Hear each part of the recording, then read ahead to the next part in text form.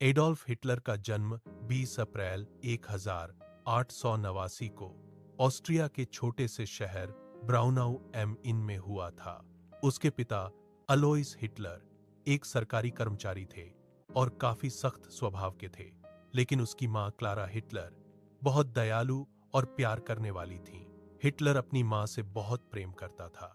बचपन में वह एक शांत स्वभाव का लड़का था। उसे पढ़ाई से ज्यादा चित्र बनाना, इमारतों के स्केच बनाना और कला पसंद थी। उसका सपना था कि वह एक बड़ा पेंटर, आर्टिस्ट बने। युवावस्था में अपने सपने को पूरा करने के लिए वह ऑस्ट्रिया की राजधानी वियन्ना चला गया।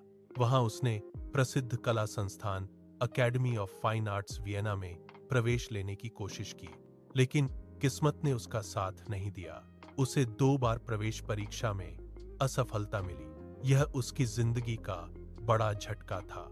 कुछ समय बाद उसकी मां का भी निधन हो गया। अब वह बिल्कुल अकेला रह गया। पैसे खत्म हो गए और कई बार उसे बेघर होकर रहना पड़ा।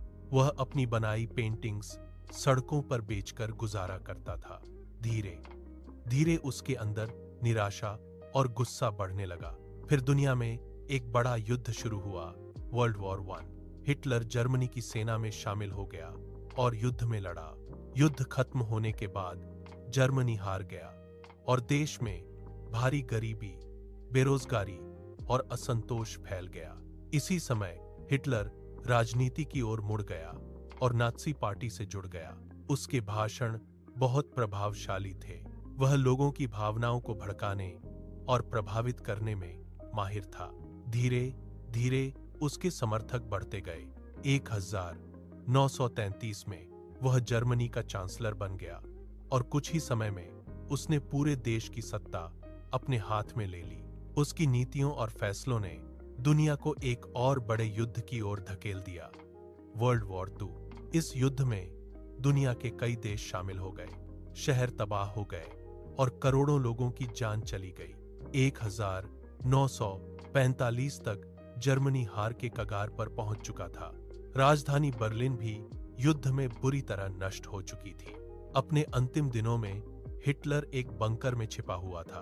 30 अप्रैल 1945 में उसने वहीं अपनी जीवन लीला समाप्त कर ली। कुछ ही दिनों बाद जर्मनी ने आत्मसमर्पण कर दिया और युद्ध समाप्त हो गया। यह कहानी हमें यह सिखाती है कि एक इंसान के सपने टूटना, गुस्सा और गलत विचार अगर सही दिशा न पाएं, तो उनका असर पूरी दुनिया पर पड़ सकता है। इतिहास इसलिए पढ़ा जाता है ताकि हम समझ सकें कि नफरत और कट्टरता अंत में सिर्फ विनाश ही लाती है, जबकि इंसानियत और समझ दुनिया को बेहतर बनाती है। कभी कभी अपने लोग ताली नहीं बजाते, लेकिन भगवान कहीं न कहीं किसी अजनबी को भेज देता है जो आपकी मेहनत की कद्र करे।